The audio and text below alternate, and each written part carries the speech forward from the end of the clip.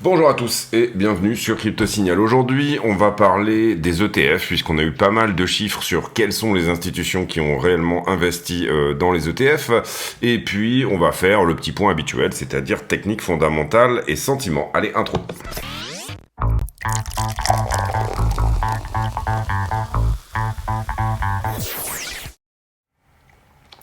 Alors, je vous ai sorti là une charte un petit peu simplifiée pour faire le point un petit peu sur la 4 heures.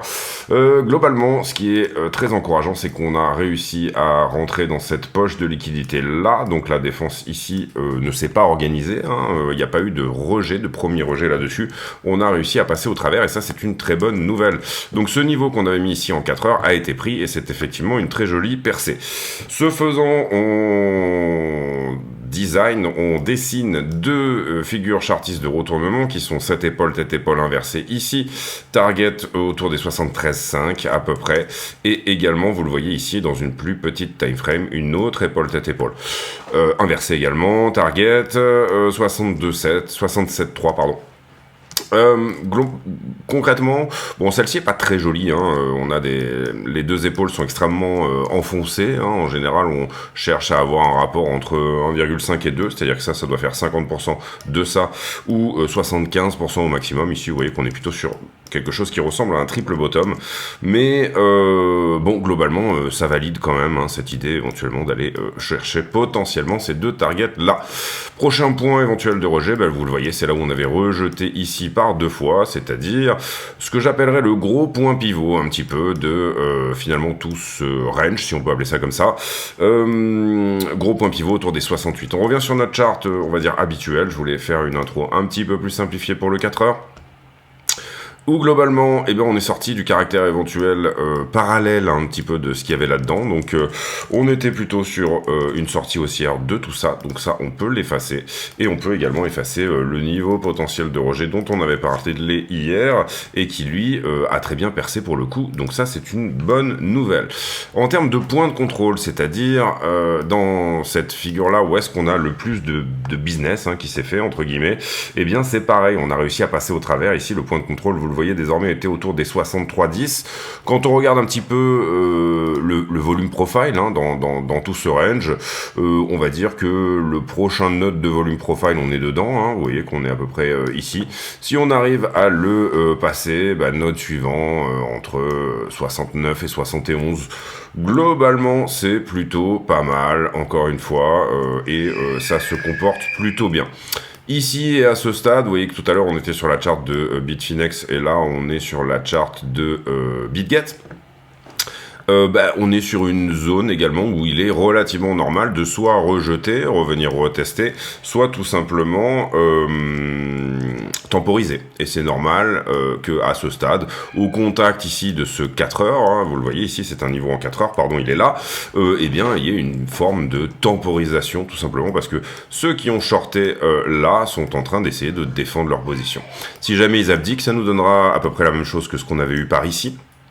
C'est-à-dire des shorters qui finalement sortent de position à break-even, c'est-à-dire à leur point d'entrée, on va dire, et c'est ça qui peut éventuellement aider à pousser au-dessus. Pour le moment, c'est pas le cas, on va voir ici comment ça se comporte sur des plus petites time frames, mais on fera ça en fin de vidéo, puisqu'on fait les petites UT en fin de vidéo. En ce qui concerne Ether contre Bitcoin, ça continue à dégueuler un petit peu vers le bas. On continue ici à se faire rejeter par cette distribution. Et là, c'est vraiment pas très joli en termes de chart. On en avait déjà parlé hier. Globalement, si je cherche un petit peu, on va dire, des manières d'aligner un petit peu tout ce qui est en train de se faire là actuellement. D'aligner, j'entends, on voit cette grande distribution là. Et on voit la dernière fois qu'on a touché ce point-ci, vous voyez qu'actuellement on est à nouveau sur le bas. Donc peut-être sur un plus bas de Ether contre Bitcoin. Ether qui est extrêmement anxieux en ce moment vis-à-vis de la réponse le 23 mai. Le 23 mai sera l'ultime deadline, on va dire, pour éventuellement pour que Ether soit accepté en termes d'ETF spot, accepté ou refusé. Les analystes évoque plutôt un refus pour cette fois, et donc du coup c'est ce qui fait que Ether est plutôt positionné à la vente contre Bitcoin en ce moment. Également dans la structure d'Ethereum, on en a parlé hier aussi, mais on a ce joli support hein, ici sur la zone des 2009. On a également parlé de la zone des 2007 qui est assez sexy je trouve pour une entrée un peu plus massive. Et pour le moment on a réussi à casser la distribution qui était celle-ci. Donc ce qu'on peut voir ici c'est je corrige, j'impulse plutôt, je corrige, j'impulse à nouveau. Est-ce que là on a trouvé finalement le bottom de toute cette distribution là hein. Vous voyez que la structure en 4 heures est baissière. Est-ce que là j'arrive à marquer mon bottom ou est-ce qu'il va falloir que je fasse un petit tour sous la structure pour éventuellement venir justement le chercher? Ça risque d'être une semaine en tout cas relativement volatile pour Ethereum puisque je le rappelle dans 7 jours on aura la deadline. Si c'est une acceptation des ETF spot sur Ethereum, on peut s'attendre à ce que les institutions plébiscitent cet ETF pour quelques raisons relativement bonnes en ce qui concerne une institution. D'abord, ETH est entre guillemets plus propre que Bitcoin, même si c'est pas un critère, mais en tout cas depuis qu'il est passé au Proof of Stake, on va dire qu'il est un peu plus ESG. Voilà, il est un petit peu moins énergivore. Donc ça c'est un bon point pour lui et Ethereum propose bien sûr des revenus de stacking. Que Ethereum soit une security ou une commodity importe peu. Il est possible dans tous les cas de faire un ETF dessus. C'est pas vraiment ici une question. Par contre ça change bien sûr les formalités un petit peu de tout ça et la manière dont peut s'agencer éventuellement ces ETF. Question étant posée, est-ce que si on fait des ETF spot à qui reviennent les récompenses de stacking? Est-ce que les institutions, imaginez que vous avez la capacité de faire du yield en fait sur une valeur refuge ou quelle qu'elle soit, moi je considère plutôt Ethereum comme un peu le potentiel internet de la monnaie, hein, là où on peut effectivement construire des applications décentralisées, etc., les smart contracts, toutes ces choses-là. Pour le moment, il y a des très bons challengers sur Ethereum, les Ethereum Killers, Solana, Avax, etc. Mais on va dire qu'Ethereum bénéficie d'avoir été le premier depuis toujours et donc de son effet de réseau. En tout cas, zone charnière ici pour Ethereum. La question étant, est-ce qu'on tient 2009 ? Est-ce qu'on casse enfin cette distribution-là par le haut ou alors est-ce qu'on a besoin de faire un petit tour sous la structure pour venir nettoyer un petit peu cette structure-là. Si jamais il y a refus des ETF, c'est bien évident. Donc là, j'ai parlé d'une acceptation. Pour moi, je n'ai aucune certitude que les ETF vont être refusés ou acceptés. On a beaucoup de FUD là-dessus. Hein. Personnellement, pour moi, c'est plutôt du 50-50. Si jamais il y a refus, hein, cependant, on peut quand même s'attendre éventuellement à ce que Ethereum drop encore une fois un petit peu plus bas. En revanche, c'est-à-dire qui continue sa distribution jusqu'à venir tester, vous le voyez ici, le bas de cette ligne et toute cette zone-là, finalement cette vallée que vous avez ici, qui est censée protéger quelque part, voilà, tous ces niveaux que vous avez. Par ailleurs, on avait une épaule tête-épaule, je sais plus où elle est, mais on doit pouvoir la retrouver, je pense que c'est celle-ci, ici, vous voyez, qui si elle est perdue, nous ramènerait directement là. Donc perdre le 4 heures au 2009 peut éventuellement nous dire la prochaine zone c'est 2005. En revanche, acceptation, bonne nouvelle ou quoi que ce soit. Et là pour le coup c'est plutôt la zone des 5003 qu'on viserait sur Ethereum. Personnellement je suis positionné en trade pour aller chercher 5264. On va voir si ce niveau là tient tout simplement. Si jamais on perce, et bien à ce moment là on visera plutôt du short pour aller au 2005. Si jamais on tient, et c'est là qu'on est rentré, et à ce moment-là, on visera plutôt la cassure de cette distribution-là, sans insulter la structure, comme je dis souvent, c'est-à-dire que la 4 heures est baissière, donc il y aura nécessairement ici un petit peu de profit à prendre quelque part par là, ou en tout cas sur, la prochaine résistance, vous le voyez, elle se trouve à 3200, donc si ce trade ici passe, si on casse cette distribution-là, il sera relativement évident qu'il faudra rentabiliser ce trade déjà sur cette zone, pour ne pas insulter la 4 heures dans laquelle on s'inscrit.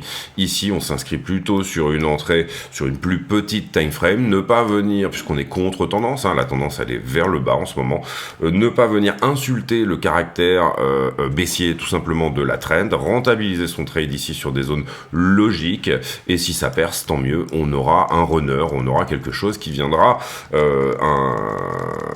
chercher tout simplement des zones plus importantes pour des profits. Le Total 3. Oui, c'est celui-ci. Bah, c'est toujours un petit peu la même question. Malheureusement, pas énormément de nouveautés, parce que pour le moment, on n'est pas en train de percer ici, on va dire, la distribution du moment. Comprenez bien que ce qu'on veut voir sur le Total 3, c'est le fait de casser cette distribution-là.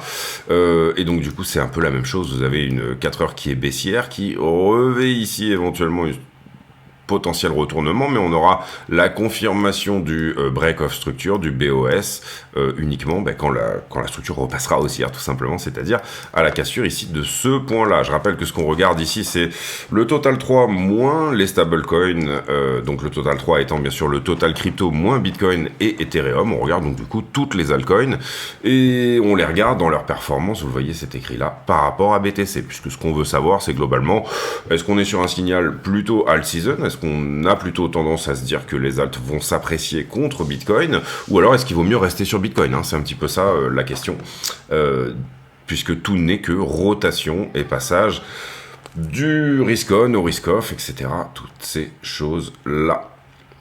Il y a pas mal de news autour du CME, on y viendra tout à l'heure également, et Bitcoin dominance, que j'aime bien regarder aussi.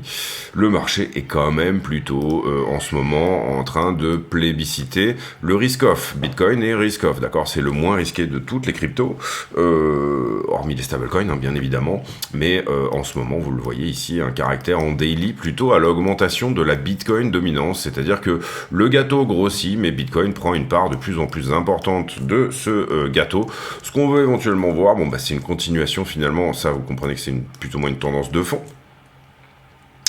Ce qu'on veut plus ou moins voir, éventuellement pour rentrer assez fortement sur les altcoins, c'est une continuation de ce mouvement-là, c'est-à-dire des altcoins qui se reprennent en termes de chiffres par rapport à Bitcoin.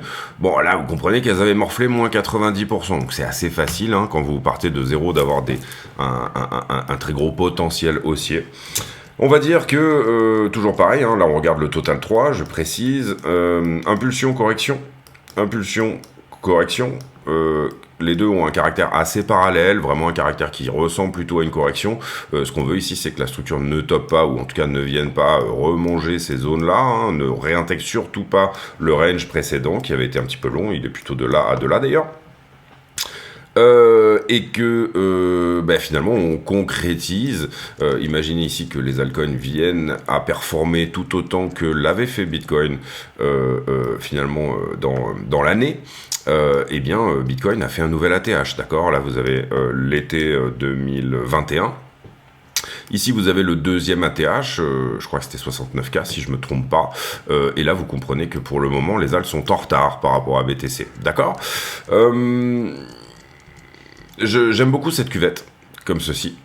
J'aime beaucoup cette correction. Ça serait bien si elle s'arrêtait là, si on la tenait ici, et donc on aurait le top pour une all season, ce qui nous donnerait une très jolie tas-séance ici. Vous le voyez, structure en tas-séance qui, derrière, éventuellement, pourrait trouver ses targets. Le target d'une tas-séance, c'est un swing, c'est-à-dire tout simplement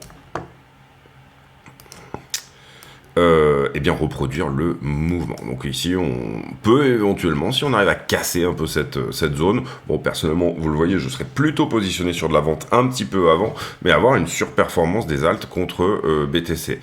Globalement, et pour faire le point un peu final de cette analyse des altcoins contre Bitcoin, le critère ici, c'est de venir péter ça, Pour le moment, on tergiverse, on n'arrive pas réellement à le faire, mais globalement, si on arrive à casser ici cette distribution-là, encore une fois, vous voyez que c'est pareil, on a un petit peu des épaules tête-épaule inversées, même si elle est un petit peu penchée, c'est pas extrêmement grave, on a un petit peu des choses qui peuvent nous dire, ok, c'est reparti, ça c'était la conso, c'était pas un top, c'était une consolidation, et on arrive à casser la distribution pour venir chercher le top, celui sur lequel on avait rejeté ici.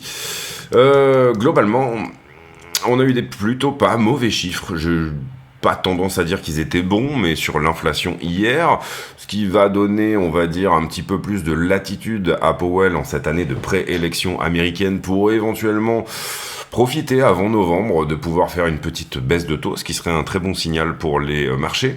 Mais d'ailleurs, on va aller voir ce que price en ce moment un petit peu. Donc là, on regarde le sondage du CME qui est finalement qu'est-ce que pense le marché. On a eu il n'y a pas très longtemps déjà un FOMC. Le prochain FOMC, le prochain meeting aura lieu le 12 juin, donc dans à peu près un mois. Et le marché pense toujours qu'en juin, Powell ne bougera pas. Le marché commence à penser que en juillet, 30%, mais c'est pas la majorité, vous le voyez, il y aura éventuellement un pivot, et par contre en septembre, le marché est à plus de 50% dans cette hypothèse qu'en septembre, effectivement, il y aura une baisse. Personnellement, je serais pas contre une petite baisse en juin, une petite baisse de 0,25, je dis pourquoi pas. Je pense que beaucoup de choses vont se jouer sur le CPI qu'on aura juste avant le mois de juin, mais également, bien sûr, tous les chiffres du mois de mai finalement. S'il y a encore de la baisse au mois de mai, vous comprenez que sur l'inflation... Oh, il y a eu un truc bizarre. J'espère que ça va pas couper pour vous. Ça a l'air de toujours enregistrer, tout va bien. Qu'est-ce que je disais? Oui, donc du coup, au niveau de l'inflation, pas pourquoi cette barre est devenue énorme là, mais c'est pas très grave. Si au niveau de l'inflation, on arrive à rester un peu sur les... non, on arrive à percer et à perdre les 3%, c'est-à-dire on continue à baisser ici au niveau inflation, ça serait plutôt une bonne chose. Ici pour le moment, vous le voyez, ça s'est pas mis à jour, mais on a eu une légère diminution, on était à 3,4 sur le CPI d'hier, et ça reste un plateau, hein. Pour le moment, on est toujours sur ce plateau des 3%. Powell veut aller à 2%, et c'est un signal fort qu'il a dit au marché, tant qu'on ne sera pas on the path, donc sur le chemin des 2%, je ne baisserai pas les taux. Donc voilà un petit peu ce que pense le marché vis-à-vis de l'inflation. On va désormais faire la news.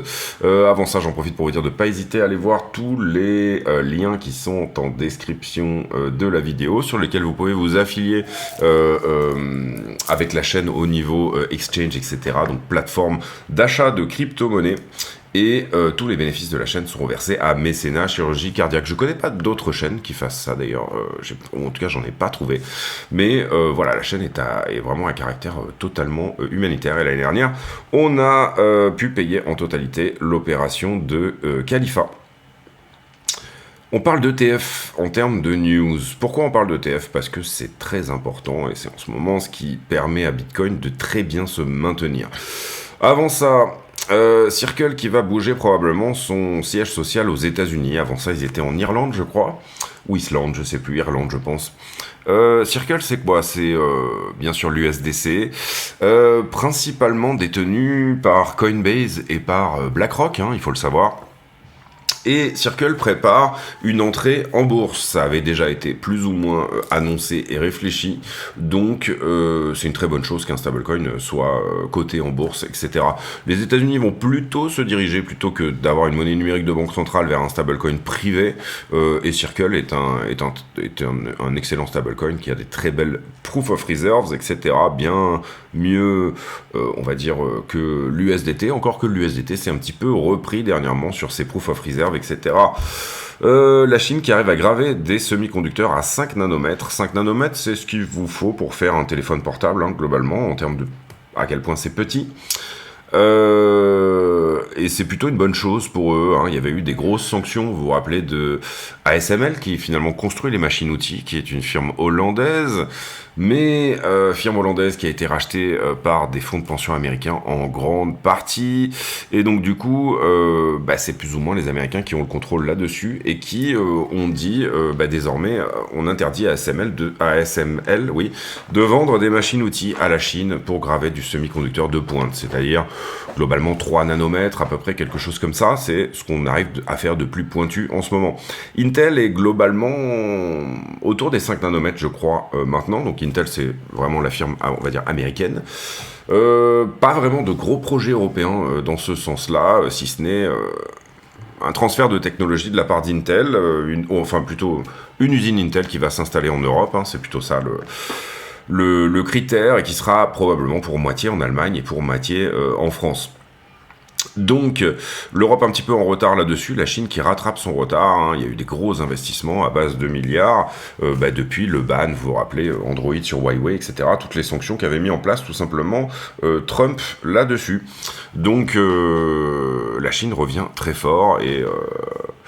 en termes de bourse, etc., je vous invite éventuellement à aller regarder des entreprises qui manufacturent des semi-conducteurs en Chine. Je pense qu'elles ont de beaux jours devant elles.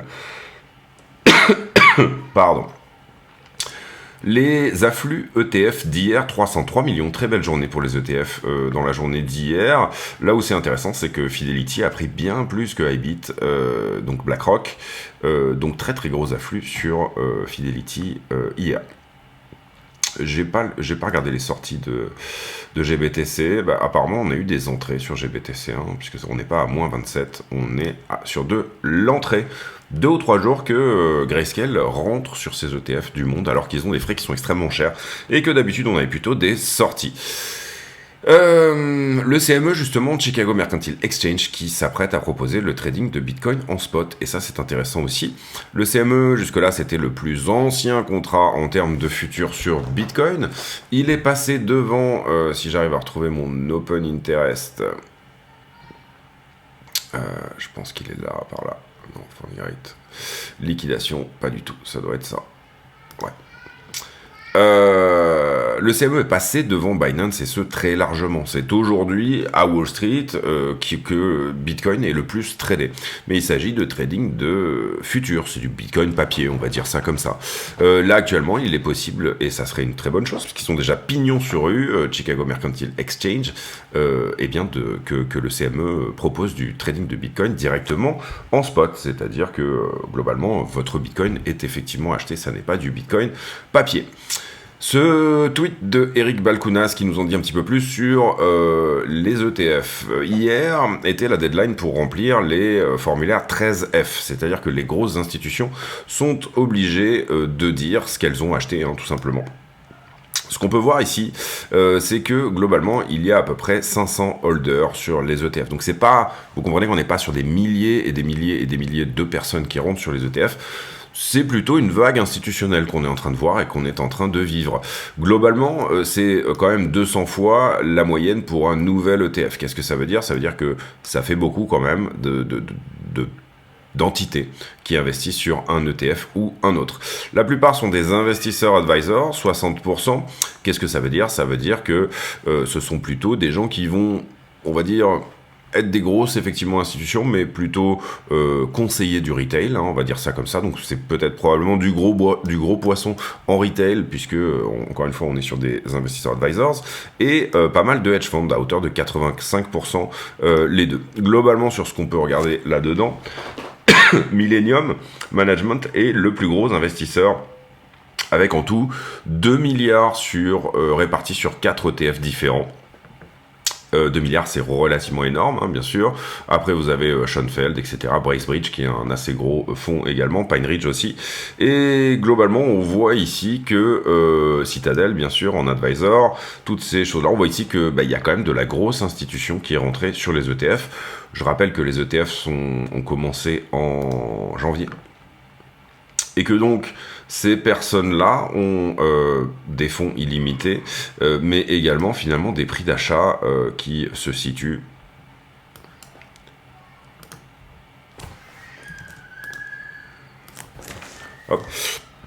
des prix d'achat qui finalement se situent dans la zone qu'on a touchée depuis le 1er janvier. C'est-à-dire, c'était un petit peu long, excusez-moi, mais c'est-à-dire globalement entre 44 000 et le prix actuel, c'est-à-dire 66.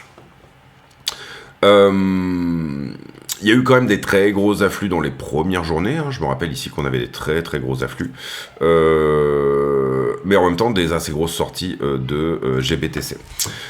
Il serait intéressant de savoir finalement combien sont sortis de Grayscale BTC pour finalement rentrer sur les autres ETF, entre guillemets.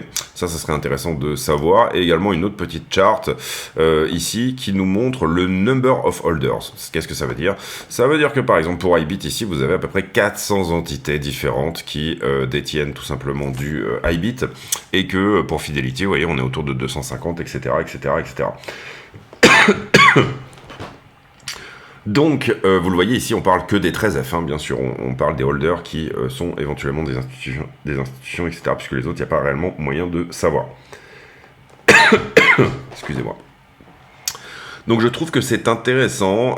J'aimerais bien avoir la proportion totale. Pour le moment, c'est pas une news que j'ai réussi à trouver parce que il faut que tous les 13F se mettent effectivement en place et il y a plus de, bien sûr, 4 ou 500 entités à décompter. Mais j'aimerais bien avoir la proportion finalement de qui n'a pas rempli de 13F et qui en a rempli et combien ça représente sur la market cap totale des ETF Bitcoin. Voilà pour les news. Derrière, pas grand chose sur Wall Street Journal. Pas grand chose sur Journal du Coin. The Block, on nous parle de Toncoin. On va passer aussi. Bitcoin qui a son meilleur jour depuis 2 mois alors que le marché anticipe un été de easing, ce sera plutôt quantitative easing, c'est-à-dire de dépenses on va dire et de retour à la liquidité. La police chinoise qui visiblement a réussi à récupérer des USDT. Bien sûr, les mineurs de Bitcoin qui ont des problèmes d'entrée d'argent, hein, puisque malgré la hausse du prix de Bitcoin, eh bien,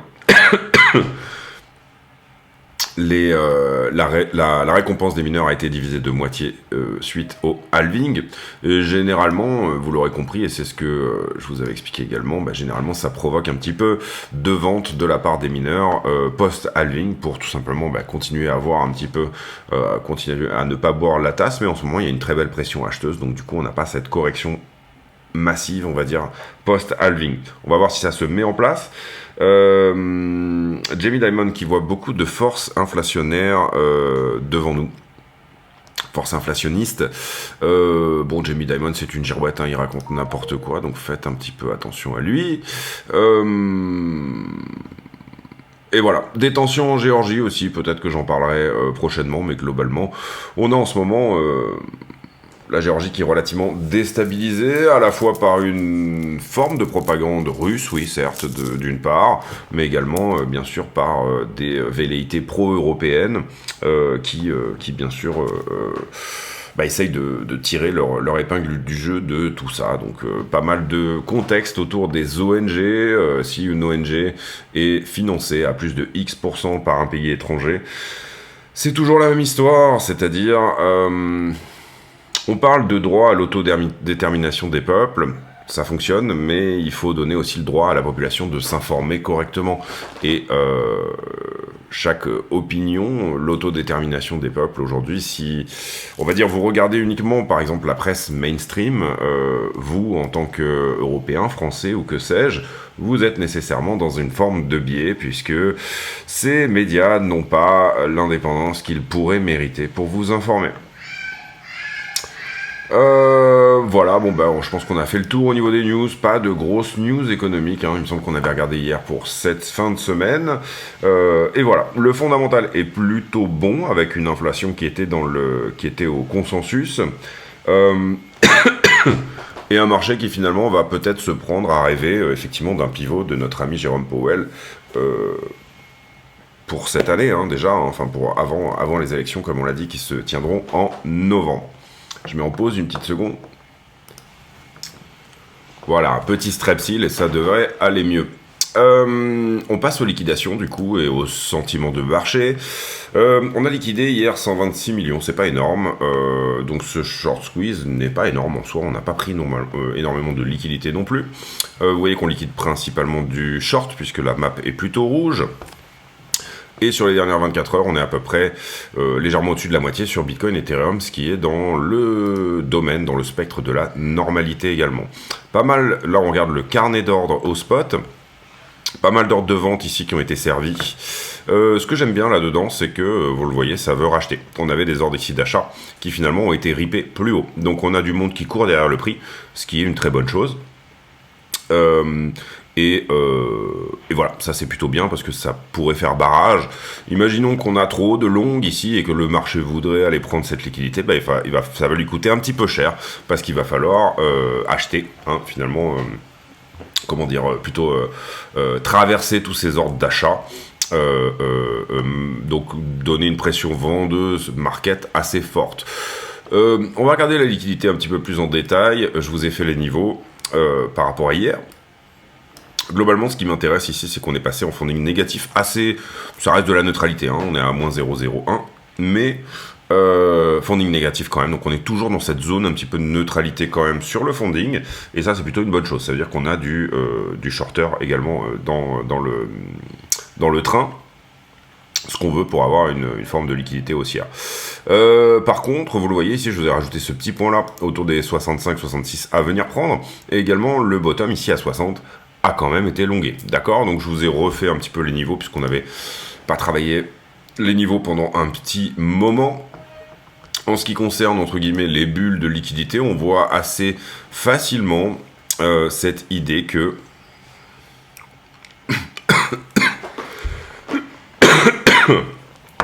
si ça veut bien se mettre à jour...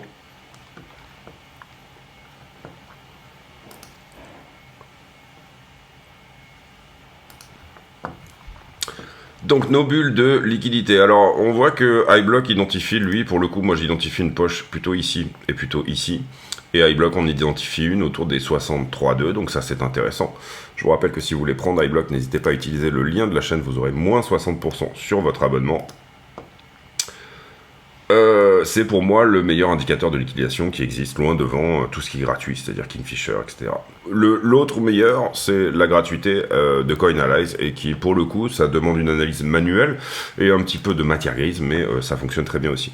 iBlock sur Ethereum, poche de liquidité plutôt à 2923. Assez peu de shorters au-dessus, et ce qu'on peut identifier là ici également, c'est que c'est pas non plus énorme en termes de short, à part cette petite position à 65-66. Là on parle d'une time frame de 5 jours, c'est-à-dire que, et on parle que des gros leviers, d'accord? Là moi j'ai enlevé tous les petits leviers, enfin les leviers plutôt levier 10, levier 20, etc. Ce qu'on regarde globalement, c'est que le 50, levier 50 et levier 100.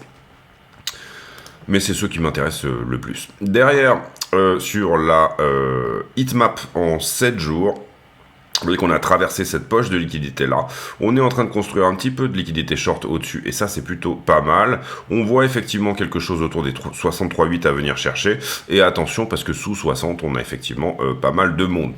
Maintenant, dans un contexte où le funding est neutre, ça veut dire que certains de ces longs ont pris profit. Et ça veut dire que, globalement, il faut voir la map comme on a autant de monde ici au-dessus que de monde en dessous. Hein. Il faut rajouter le funding dans votre analyse ici pour essayer de comprendre tout simplement comment on peut se placer. Exercice qu'on a déjà un peu fait hier sur Ether, jolie poche de liquidité à 3100. Sous les 2008-2007, il y a du monde bien évidemment, et on a réussi finalement à traverser eh bien cette zone chaude, cette zone de chaleur. Les alts sont globalement dans un contexte assez neutre, je crois. Vous le voyez ici, il y a quand même un petit peu plus de monde qui est rentré sur les deux qu'on avait analysés hier. C'était BNB et TON qui étaient très peu longués. Et pour le coup, la map s'est remise ici dans la neutralité. Donc on est dans la zone verte ici, hein, et sur en tout cas cette quantité d'alt ici qu'on analyse en termes de, pour aller un peu plus vite, hein, en termes de funding, on va dire que c'est pareil, ça reste dans la neutralité. Donc le sentiment est assez neutre, hein. On a de la liquidité au-dessus, on le sait. Globalement, même si je devais vous montrer la heatmap sur des timeframes un petit peu plus conséquentes, on va prendre un an.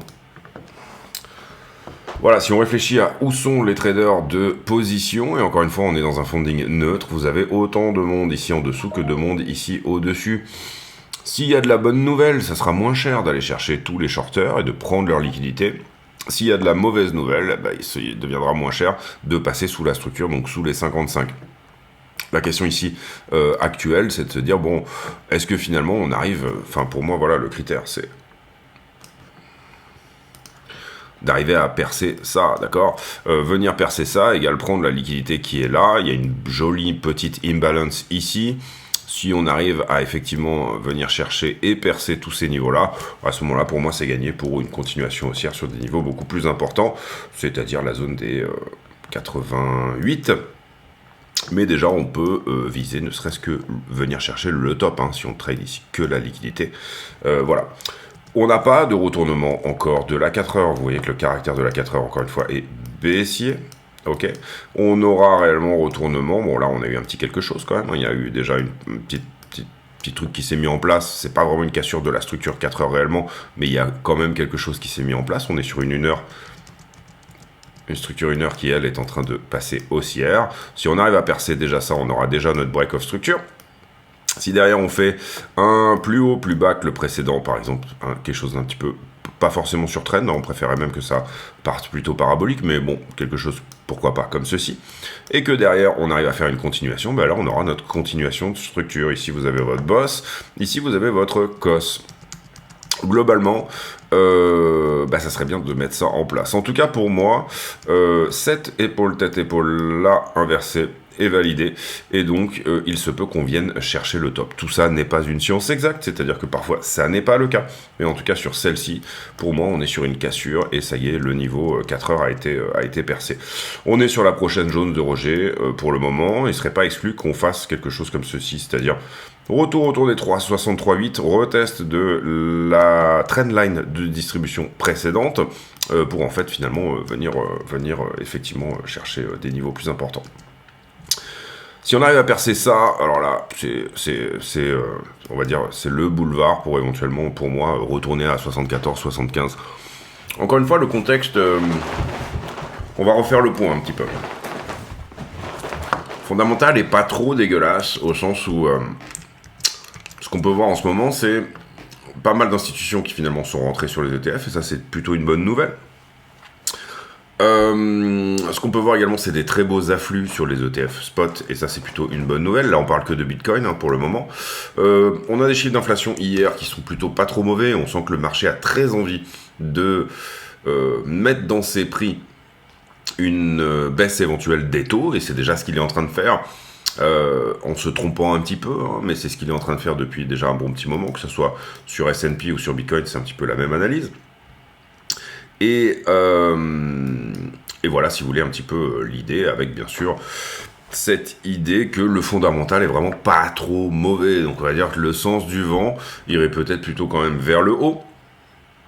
Sentiment, il est assez neutre, donc ça c'est bien aussi. C'est-à-dire que le marché a un petit peu les fesses qui font bravo, il a un petit peu peur, et ça c'est plutôt une bonne chose, au sens où on a besoin de shorters pour pouvoir monter plus haut, on a besoin de leur liquidité, de venir chercher leur argent. Mais également, on a besoin de ce que je vous ai montré tout à l'heure, c'est-à-dire des gens qui ont quand même un sentiment qui n'est pas suffisamment dégradé pour courir derrière le prix. D'accord ? Quand on a une poussée comme ça, des gens qui viennent mettre des ordres, comme on l'a monté ici, on l'a montré sur le sentiment, le carnet d'ordre, des gens qui viennent faxer des ordres plus hauts, c'est une très bonne chose. Puisque ça veut dire, ah ben mince, j'ai loupé le train, donc je vais acheter plus haut. Et c'est ça qui finalement rend assez cher le caractère extrêmement baissier de venir repasser une nouvelle fois sous la structure pour revenir chercher plutôt les longueurs que les shorters. Donc pour moi, c'est pas trop dégueulasse pour une continuation haussière. Maintenant, la question c'est à partir de où. Là, en l'occurrence, en voyant un petit peu l'histoire, je dirais quelque part autour des 63,3 à 64, quelque part dans cette zone-là. Si jamais on devait corriger de manière plus importante, enfin, corriger pour repartir, c'est ça que j'entends. Pour le moment, la structure de correction en time frame 15 minutes, elle a une tronche de range, une flat. Question pour une flat en général, ce qui est le plus commun, c'est une baisse, une hausse, une baisse, une ABC en flat, comme ceci. Ça, c'est le plus commun. Et derrière, on peut par contre avoir une flat étendue, c'est-à-dire A, B et C, une correction plus importante pour la C. Et ou running, mais là, je pense qu'on peut évacuer la running, c'est-à-dire la running, ce sera plutôt un triangle, puisque une running, on va dire, elle va vous dire A, B, C, qui ne revient pas prendre la racine, et je continue. D'accord, un tout petit triangle comme ça.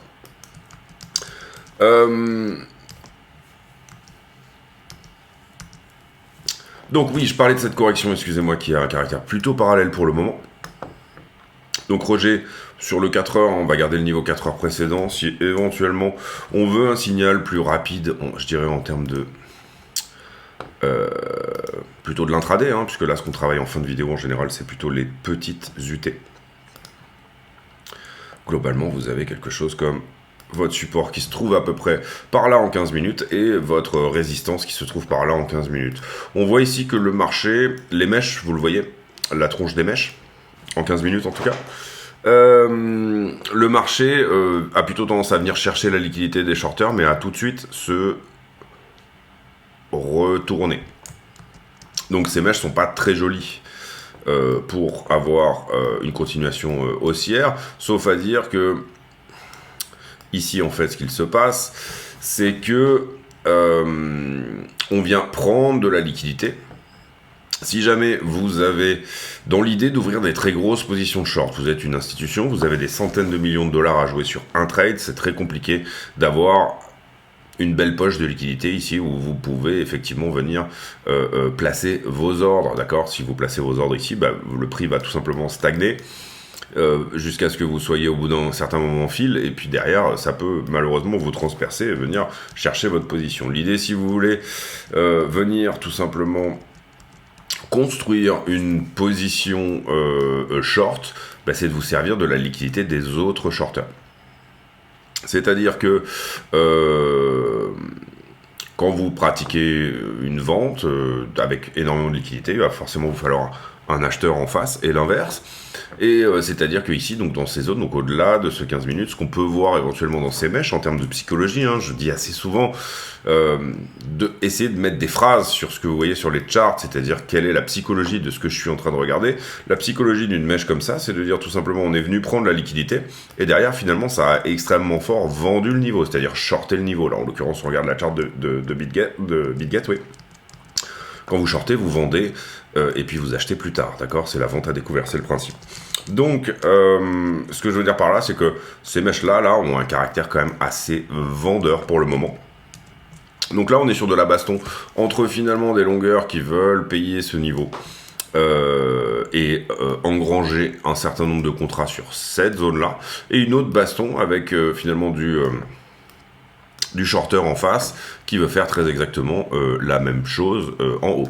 Je dirais que pour le moment, ces mèches-là donnent plutôt de la force, puisqu'en 15 minutes, vous comprenez, on vient chercher le niveau, les contrats sont remplis, mais derrière, ça rejette assez fortement. Qu'est-ce que ça veut dire? Ça veut dire, je remplis du contrat, mais en plus, après, j'essaye de mettre une petite couche pour avoir un max de contrats sur cette zone-là. Donc ces mèches, j'aurais tendance à dire ici, représentent plutôt de la force pour les, sur cette time frame, hein, en 15 minutes, de la force pour les vendeurs. Vous voyez que parfois, des mèches, on en a des comme ça, et que finalement, on passe au travers, et ici, il y a eu tentative de début de défense, par exemple, qui s'est plutôt soldé par un échec pour les shorters. Donc du coup, c'est toujours pareil, c'est pas non plus une science exacte. En tout cas, si dans cette petite structure 15 minutes ici de range, j'avais des niveaux à jouer, bah, vous les voyez, ils sont tout simplement sous vos yeux. C'est-à-dire plutôt de l'achat sur cette zone-là, plutôt de la vente sur cette zone-là pour la journée. Est-ce qu'il y a une belle amplitude? Il y a 600 $, c'est pas non plus incroyable à jouer, j'ai envie de dire.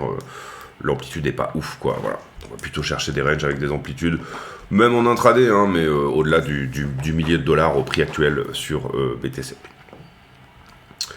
Bon, après, il n'y a pas de petit profit, encore une fois.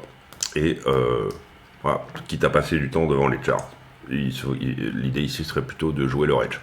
Si jamais on transperce, le niveau qui est là, bah, vous avez un superbe double top qui lui nous donnera une target équivalente à ceci, hein. Je reporte mon top le plus haut à la cassure, quelque part par là, revenir sur justement 64,6, où on a un très léger niveau de support, pas incroyable, mais il y a un petit quelque chose, et puis à l'inverse, si on arrive à percer au-delà, bah, vous avez devant les yeux une flat, et non pas une flat étendue, hein. Ça reste la même chose que quels que soient les termes, on va dire, hein. Une flat, et si jamais on devait faire un mouvement en AB égale CD, qu'est-ce que ça veut dire? Donc, encore une fois, là, je mets un petit peu la charrue avant les bœufs, mais de dire, la correction, on en sort par le haut, hein, de ce petit range ici. Et en l'occurrence, si jamais c'était le cas, si je prends un mouvement de AB égale CD, c'est-à-dire que je vais avoir mon impulsion, ma correction en B, et ma nouvelle impulsion.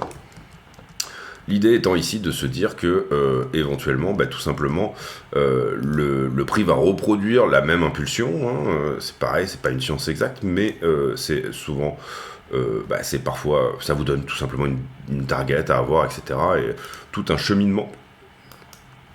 C'est pareil, si vous le voyez de manière chartiste, vous dites c'est un bull flag en fait, hein, et vous voyez ce que je viens de reporter, c'est exactement la manière dont, de manière chartiste, on calcule la target d'un bull flag. À ce moment-là, on peut éventuellement viser 71 000 $. Mon scénario privilégié, puisque c'est toujours par ça que je termine mes vidéos. Mon scénario privilégié, c'est pas forcément ici d'arriver à péter par le haut et d'aller tout de suite à 71 000, même si ça reste possible, hein, et qu'on a évoqué ce scénario. Mon scénario privilégié ici, dans ce cadre-là, serait plutôt de venir corriger et revenir tester la petite vallée qui est ici.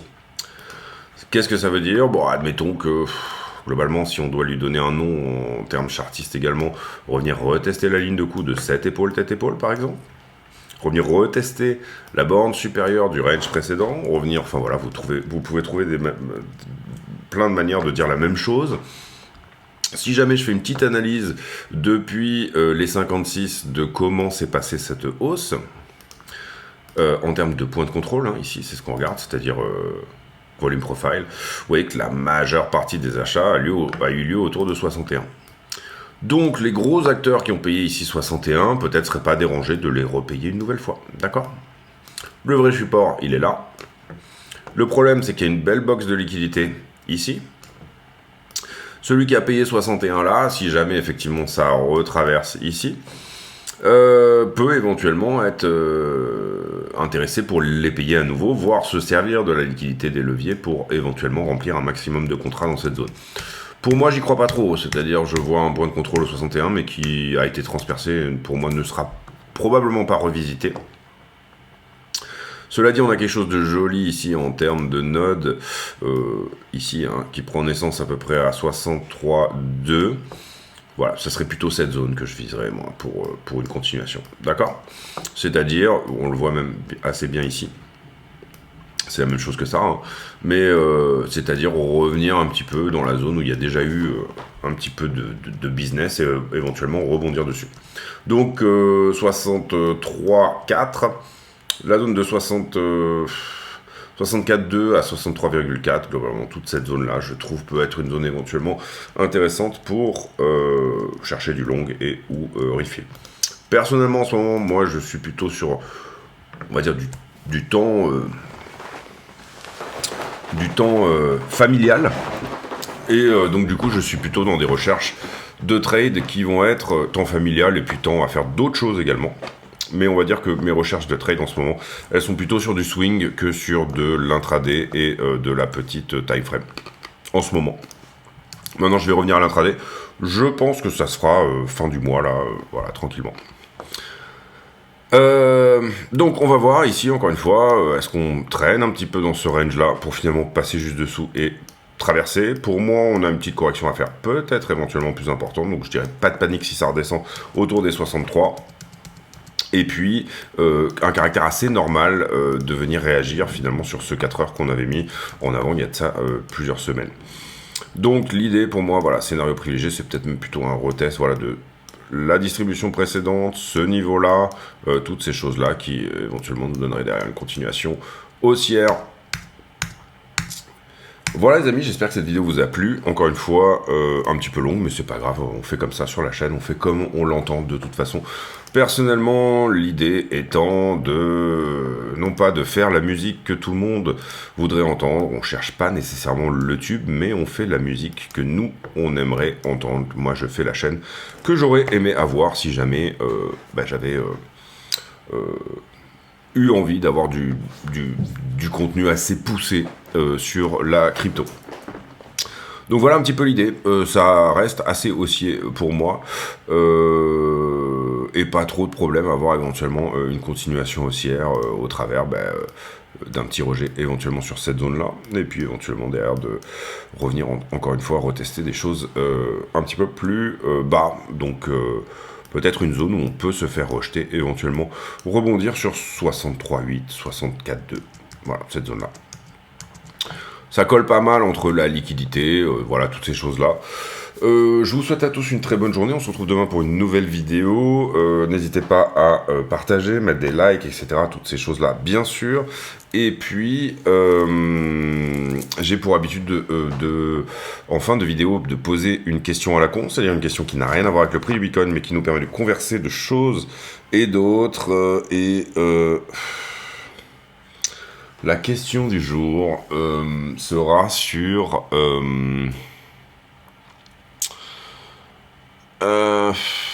oh là là.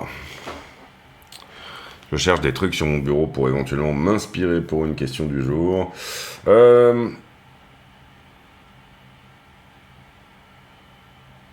Allez, tout ce qui est photos, est-ce que vous imprimez vos photos ou pas, ou est-ce que vous les gardez sur l'ordinateur? Je viens d'acheter une petite imprimante pour imprimer depuis le téléphone portable, petit cadeau à ma femme, et elle se régale avec, et c'est vrai que d'avoir de la photo papier, c'est quand même quelque chose de relativement chouette, comme ils avaient sorti à un moment les Instax, qui étaient assez sympas aussi. Voilà, question à la con, ça mange pas de pain, dites-moi si...